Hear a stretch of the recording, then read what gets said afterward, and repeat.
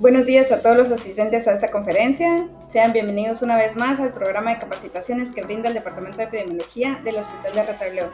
Mi nombre es Sara Granado, soy médico de epidemiología y el día de hoy, antes del inicio de esta capacitación, vamos a brindarles algunas indicaciones tanto a los compañeros que laboran dentro de la institución como para otros profesionales, colegas y licenciaturas afines que nos puedan estar acompañando en esta ocasión y que sean de beneficio para ellos las horas crédito.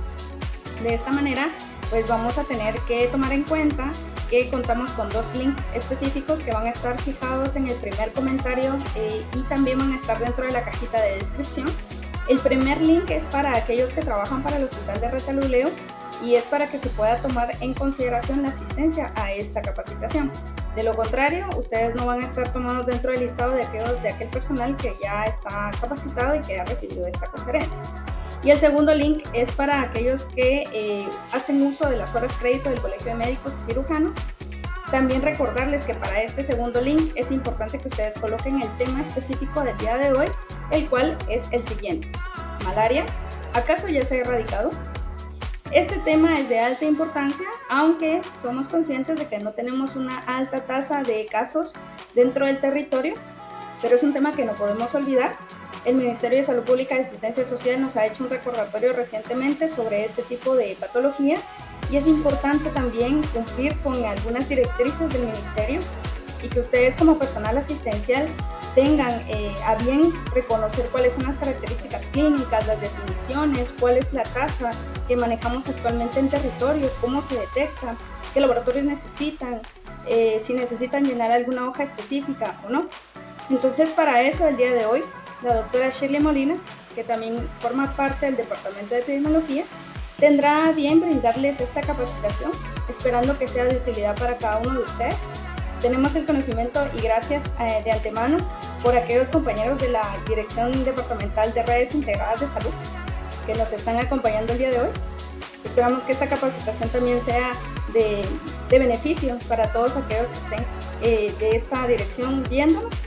Esperamos que si tienen preguntas, algunos comentarios o sugerencias también pueden describirlas dentro de los comentarios para que nosotros podamos darle respuesta.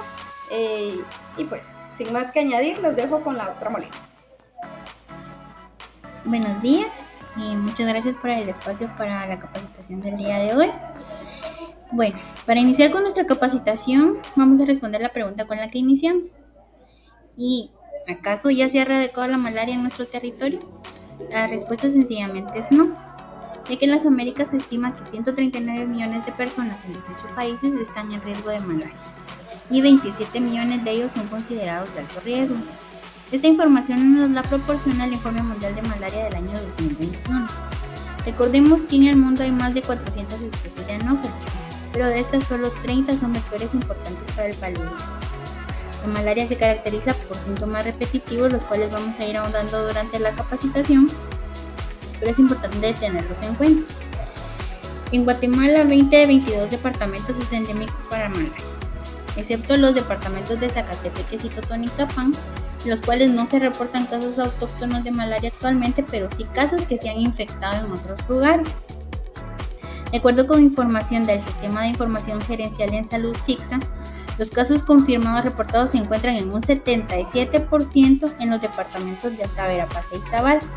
De este porcentaje, el 61% lo reporta Alta Verapaz y el 23% se encuentra distribuido en 18 departamentos diferentes. Debido al impacto que se ha alcanzado en los últimos años en la disminución de la malaria, el país ha implementado estrategias de control integrado en las 27 áreas de salud endémicas.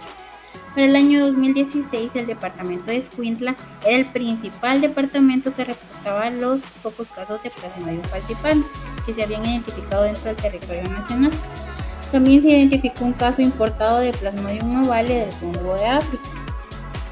Según la OPS, para noviembre del año 2024, se habían registrado un total de 2.155 casos de malaria por Plasmodium vivax en Guatemala, lo que subraya la importancia de mantener y fortalecer las acciones de prevención y control. En este sentido, se ha implementado el diagnóstico y tratamiento integrado de la malaria, que busca mejorar la atención y el manejo de la enfermedad en las áreas más afectadas. Guatemala ha adquirido el compromiso internacional con la Iniciativa Regional de la eliminación de la malaria para eliminar la transmisión de casos autóctonos de malaria, por lo cual formamos parte del grupo de países que a nivel mundial la OMS considera que tienen el mayor potencial para eliminar la malaria para el año 2025, que es la llamada iniciativa E2025. En esta diapositiva podemos observar estadísticas que se han extraído del portal del Ministerio de Salud del área de vectores, y pues podemos ver que a lo largo del periodo del año 2012 al 2023 pues hemos tenido un descenso importante en los casos de malaria. Para el año 2023 en el territorio nacional se registraron 3.124 casos, de los cuales Retaluleu registró 653. Para el año 2023 únicamente se han reportado 2 casos en nuestro departamento.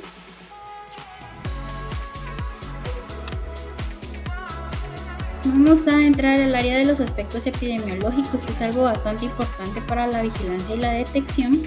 Entonces, en Guatemala han estado presentes 2 especies de Plasmodium, que son el vivax y el Plasmodium falciparum, ya habíamos mencionado anteriormente. Y es de recalcar que el ser humano es el único reservorio de la malaria. Sin embargo, desde el año 2016 no se han reportado casos autóctonos de Plasmodium falciparum. Los casos autóctonos diagnosticados en los últimos años corresponden específicamente a Plasmodium vivax.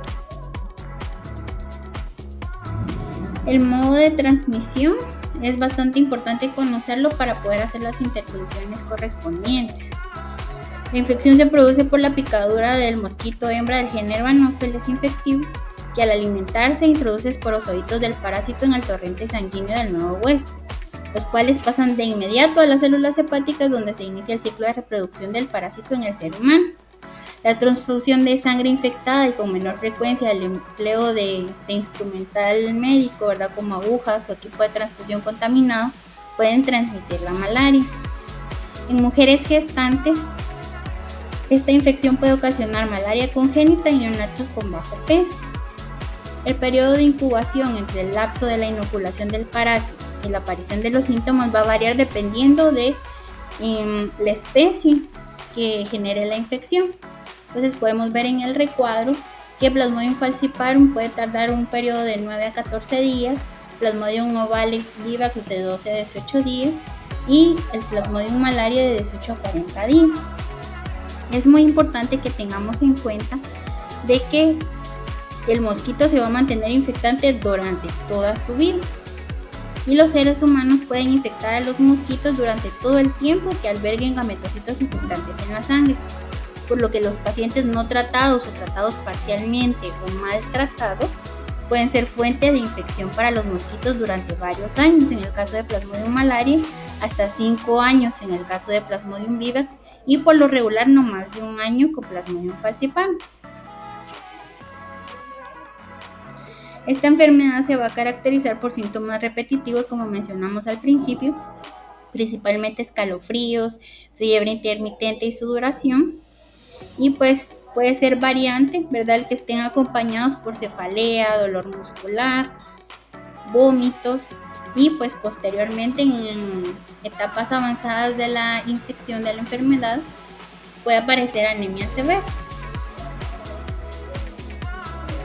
Los cuadros graves son principalmente debidos a Plasmodium falciparum, cuyas manifestaciones más importantes van a ser la encefalopatía aguda, que coloquialmente se llama paludismo cerebral, anemia grave, ictericia, insuficiencia renal, hipoglucemia, dificultad respiratoria, acidosis láctica.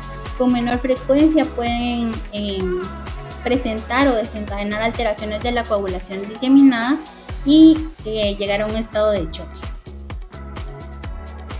El síndrome clínico en los primeros días de la infección se asemeja a las fases iniciales de cualquier enfermedad febril de origen bacteriano, viral, parasitario.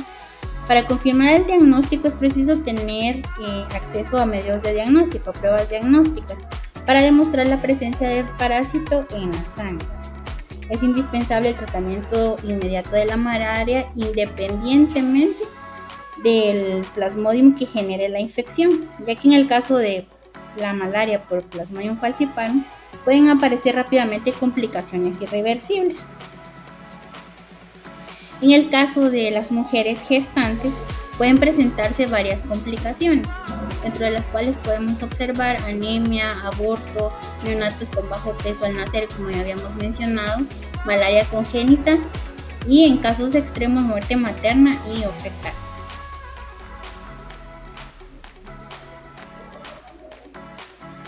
Algunos grupos de población corren un riesgo considerablemente más alto que otros de contraer la enfermedad y presentar manifestaciones graves, como pueden ser los lactantes, niños menores de 5 años, mujeres embarazadas, pacientes con VIH-Sida, pacientes desnutridos, pacientes inmunocomprometidos y personas de la tercera edad.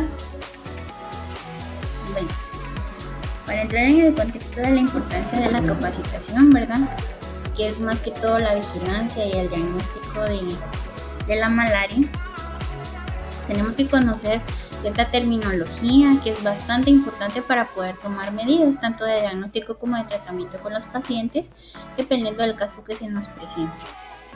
Entonces, consideramos un caso sospechoso de malaria cuando nos encontramos con un paciente que presenta fiebre intermitente mayor de 38 grados centígrados, acompañado de escalofríos, sudoración general, cefalea, y que tenga pues cierto nexo o ciertos antecedentes epidemiológicos de los que les voy a mencionar, que resida o haya viajado a una zona con transmisión activa de malaria en el último año, antecedente personal de haber padecido malaria en los últimos 3 años, persona que presenta anemia, ictericia, hepatomegalia o esplenomegalia de causa desconocida y sin síntomas respiratorios, persona con fiebre de origen desconocido y sin nexo epidemiológico identificado que reside en localidades receptivas y vulnerables de malaria, receptores de donaciones de sangre o trasplantes que presenten fiebre de etiología desconocida durante los 3 meses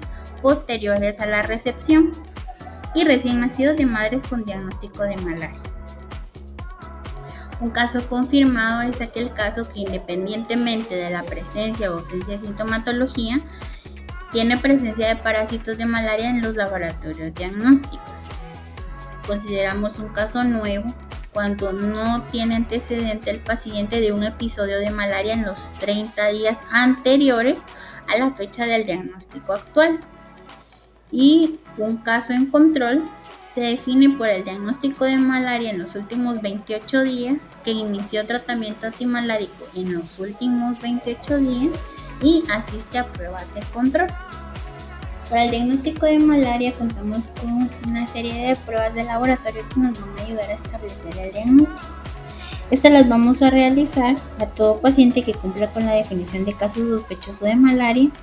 Puede ser una combinación de 2 pruebas, o en casos especiales pues también disponemos de las pruebas de biología molecular. La gota gruesa, que es una prueba de microscopía, nos ayuda a determinar la presencia y la densidad parasitaria. El frote sanguíneo, que es nuestro estándar de oro, nos ayuda a determinar la especie de Plasmodium que está ocasionando la infección. Y pues también se disponen de pruebas de diagnóstico rápido. En casos muy especiales disponemos de la biología molecular, que sería la PCR, y esta está indicada en casos post-mortem, casos sospechosos con gota gruesa negativas con alta sospecha clínica y en investigaciones especiales. Ante un resultado negativo de la prueba diagnóstica, ya sea la gota gruesa o las pruebas de diagnóstico rápido, se deben repetir después de 8 a 12 horas por 3 veces consecutivas, si el paciente persistiera sintomático sin alguna otra causa aparente de la sintomatología. Y es muy importante hacer énfasis en la vigilancia laboratorial y en la notificación de los casos. A toda muestra de Plasmodium falciparum debe ser enviada para su confirmación al Laboratorio Nacional de Salud. Se debe tomar una muestra en papel filtro o sangre completa también en todos los casos de Plasmodium falciparum. Y toda muestra referida al Laboratorio Nacional de Salud debe de llegar obligatoriamente con la ficha llena, ¿verdad? Con la ficha de vigilancia epidemiológica llena. Recordemos que este es un evento de notificación obligatoria, por lo que debemos tener todos los datos que nos solicita la ficha para poder hacer el seguimiento correspondiente con el área de vectores y el Laboratorio Nacional de Salud, ¿verdad? Entonces es responsabilidad del hospital informar de forma pronta al tener pruebas positivas para malaria y también enviar los resultados recibidos del Laboratorio Nacional de Salud cuando se confirma o se descarta la infección al área preventiva correspondiente al equipo de vectores, ¿verdad? Para que pues el seguimiento y el resultado de los casos pues sean conocidos en todo nuestro departamento y podamos tener un control y vigilancia adecuado. Es muy importante también asegurar la calidad del diagnóstico que se está haciendo, ¿verdad? El control de calidad y el diagnóstico de gota gruesa y prueba rápida se va a realizar con base en la normativa establecida por el Laboratorio Nacional de Salud. Para todo esto pues tenemos protocolos, ¿verdad? Hay protocolos vigentes que es muy importante pues que revisemos periódicamente y que estemos pendientes de actualizaciones para pues tener un diagnóstico adecuado y que todos estemos en la misma sintonía con respecto a lo que estamos haciendo. En áreas de eliminación se confirmará el 100% de los casos positivos por laboratorios locales de referencia y esto también incluye los casos por Plasmodium vivax. Hay que enviar todas las láminas positivas al laboratorio nacional y el 10% de las láminas negativas igual al laboratorio nacional, ¿verdad? Así es como se deben enviar las muestras para confirmar o descartar la infección.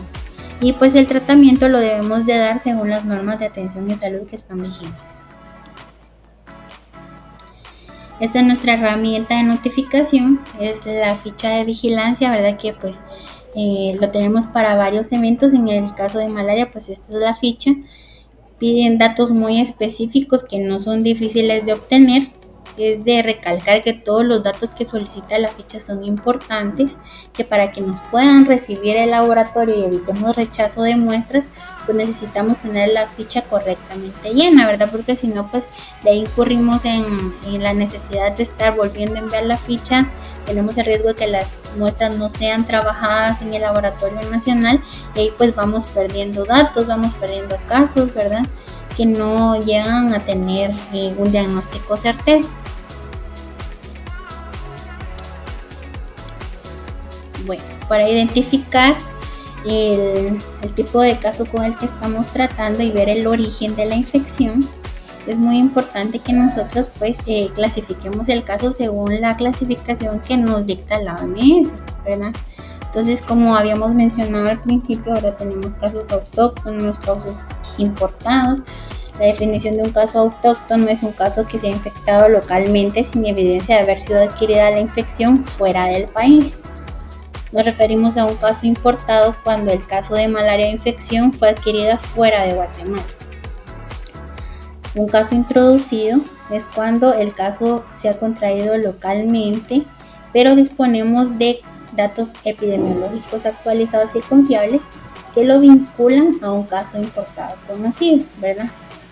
Transmitido local de primera generación. ¿Qué quiere decir? De que hubo un caso importado que contagió a otros pacientes, a otras personas. Entonces ese ya es el caso introducido, ¿verdad? El contagio a partir de un caso importado. El caso inducido es un caso cuyo origen puede arrastrarse hasta una transfusión de sangre u otra forma de inoculación parenteral del parásito, pero no a la transmisión mediante inoculación natural por mosquitos, ¿verdad? Entonces estos son casos que nosotros como trabajadores de salud podemos transmitir al no tener cuidado, ¿verdad? Con las transfusiones o con el uso de material contaminado. Una recaída es un caso de malaria atribuido a la activación de los sinusoides de Plasmodium vivax ovale adquiridos localmente y pueden ocurrir de 6 a 12 meses y no es una indicación de fallo terapéutico, pero su existencia nos puede llevar a evaluar la posibilidad de una transmisión sostenida.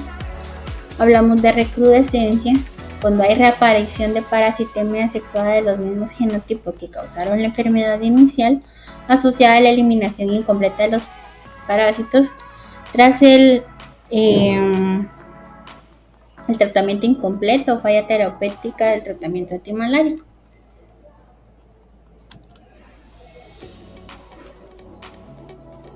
Es muy importante hacer énfasis que el tratamiento temprano de la malaria reduce su duración, previene complicaciones y evita la mayoría de las muertes.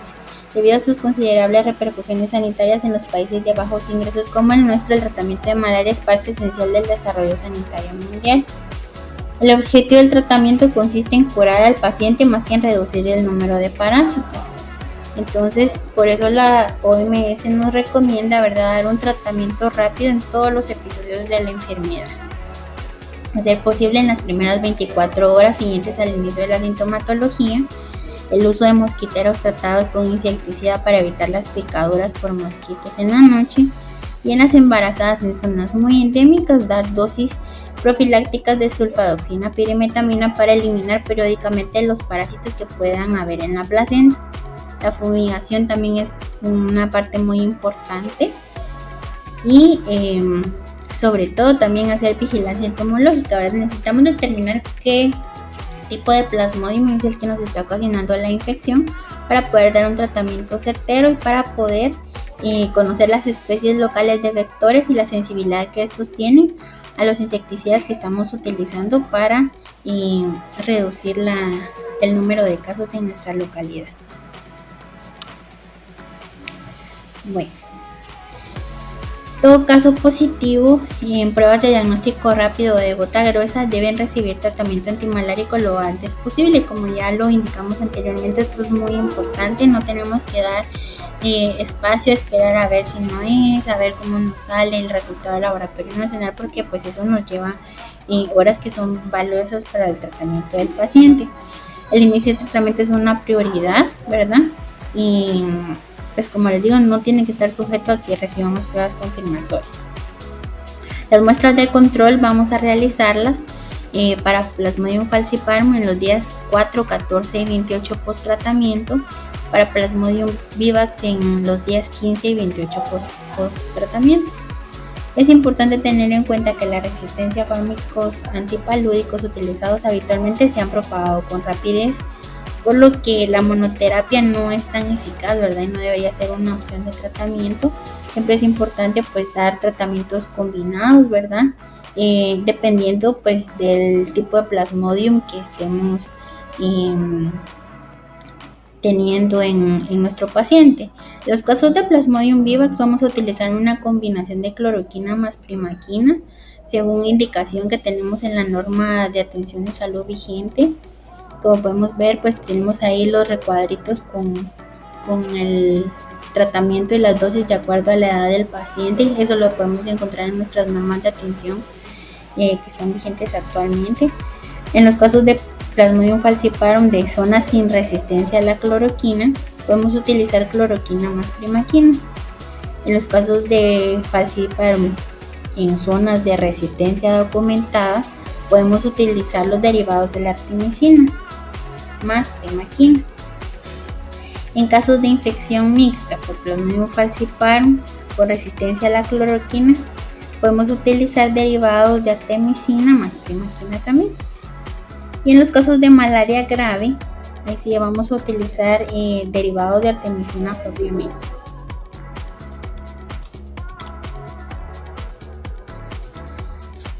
Bueno, la prevención es muy importante, ¿verdad? La prevención creo que en todos los niveles, en todos los tipos de enfermedades o eventos de vigilancia es parte muy importante a la cual le tenemos que poner atención. No tenemos que centrarnos tanto en la medicina curativa, sino en la medicina preventiva para mejorar las condiciones de nuestro entorno.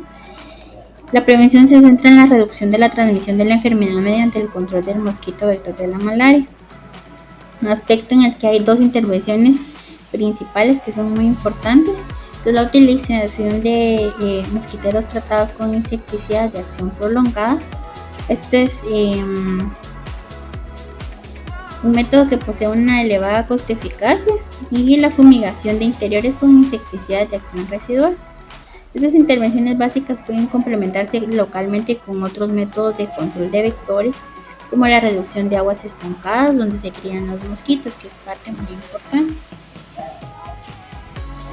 Los mosquiteros tratados con insecticidas son más eficaces en los lugares donde los principales mosquitos vectores pican predominantemente en la noche y después de las personas se han recogido debajo del mosquitero. Esto es bastante importante. Pueden usarse en interiores y al aire libre donde puedan colgarse de manera correcta, y hay que evitar exponerlos directamente a la luz del sol, pues esto va a afectar mucho la actividad del insecticida. Y el manejo de las fuentes de larvas es muy importante también. Una vez que sea viable, el saneamiento ambiental debe ser la estrategia principal para minorar los criaderos de larvas. Tenemos 4 tipos de herramientas para modificar y manipular el hábitat de las larvas. Dentro de estas tenemos la alteración permanente del medio ambiente, por ejemplo la recuperación de tierras, ¿verdad? Evitar tener focos de agua innecesarios, manipulación del hábitat, también es el drenaje de arroyos y canales, aplicación de larvicidas en lugares donde hayan focos positivos, y tenemos el control biológico, que es la introducción de depredadores naturales de los mosquitos en las masas de agua. Dependiendo de la disposición que se tenga y del lugar donde se tenga que aplicar la medida, pues vamos a tomar en cuenta estos 4 existentes.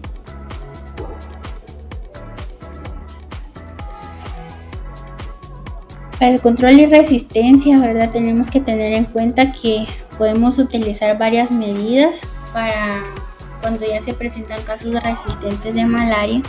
Tenemos las mezclas de varios insecticidas, el rosado en mosaico, las rotaciones de insecticidas, el despliegue de varias intervenciones en combinación. Sobre la base de la experiencia en el sector agropecuario se han propuesto estos 4 métodos de manejo sobre la resistencia a fin de prevenir o demorar el surgimiento de estar eliminando la presión de selección y matando los mosquitos resistentes. Las mezclas son formulaciones que combinan 2 o más insecticidas con diferentes modos de acción. En el caso de las rotaciones, hablamos del intercambio entre insecticidas con distintos modos de acción a intervalos determinados de tiempo, sin tener en cuenta la frecuencia de la resistencia. Cuando hablamos del rociado en mosaico, consiste en desplegar insecticidas con diferentes modos de acción en zonas vecinas. Y las combinaciones consisten en exponer a los vectores a 2 clases de insecticidas con diferentes modos de acción, mediante la ejecución simultánea de diferentes intervenciones en el mismo lugar. Bueno, entonces con esto damos por terminada nuestra capacitación para el día de hoy. Esta es la bibliografía que se utilizó para crear la diapositiva de impartir la capacitación, por si desean consultar. Les voy a dejar un momento para que puedan ver, ¿verdad? Casi toda la información ha sido extraída de la normativa que tenemos disponible a nivel nacional y de los protocolos que están vigentes. Es importante que recordemos, ¿verdad?, que el cuidado de la salud es tarea de todos, entonces todos somos parte importante de la vigilancia, del control y el tratamiento de este tipo de pacientes. Son casos que no vemos muy frecuentemente, pero es importante por lo mismo estar retroalimentando y estar pendiente de lo que se va publicando acerca de la vigilancia y el tratamiento para malaria. Casi no tenemos casos dentro de nuestro departamento, como les repito, el año anterior, en el 2023, pues solo tuvimos 2 casos diagnosticados y documentados dentro del departamento, pero no por eso pues vamos a bajar la guardia para la vigilancia de los mismos. Cualquier duda o cualquier comentario estamos a disposición y les agradezco su atención. Me despido, mi nombre es Shirley Molina, soy médico del Departamento de Epidemiología del Hospital de Retalhuleu y ha sido un gusto poder compartir esta capacitación con ustedes el día de hoy. Bueno, muchísimas gracias, doctora Molina, por la intervención con el tema de malaria. Es un tema que nosotros tenemos que seguir recalcando, ¿verdad? A pesar de que pues, ya tengamos algún tipo de conocimiento, aunque ya manejemos este tema, siempre es bueno estarnos actualizando constantemente. El ministerio pues ha girado instrucciones muy claras, ¿verdad? Con el hecho de que estemos capacitando al personal, tanto hospitalario como del área preventiva en relación a este tema. Malaria no es algo que haya desaparecido, no va a desaparecer en estas fechas, en estos años venideros, pero es una enfermedad que nosotros podemos ir captando poco a poco para ir pudiendo llegar a su erradicación, ¿verdad? Por eso tan importante cómo se manifiesta clínicamente, cómo podemos ver al paciente, cómo se definen los casos, cómo se solicitan las pruebas, qué pruebas son las que ustedes pueden solicitar, esas fichas epidemiológicas, cómo se tienen que llenar, viendo que son bastante amplias, ¿verdad?, de información. Cada uno de los aspectos de las fichas epidemiológicas nos ayuda tanto al área preventiva como hospitalaria para poder detectar los casos, para poder ir a ubicar a las personas y poder llegar en algún momento a poder erradicar esta enfermedad. Sepan que es importante que ustedes constantemente se actualicen no solo en este, sino en otros temas. Nuestro departamento, el Departamento de Epidemiología del Hospital de Retalhuleu, los invita a que nos sigan acompañando en futuras conferencias que estaremos dando por este mismo medio en el mes de mayo y los siguientes meses, esperando que puedan pues ustedes ingresar al canal de YouTube y que puedan tener a bien escucharnos en cada una de las capacitaciones y conferencias que nosotros brindamos, para que ustedes también tengan el conocimiento. El 25 de abril fue el Día Internacional de Malaria y es por eso también que este mes de abril decidimos cerrarlo con este tema.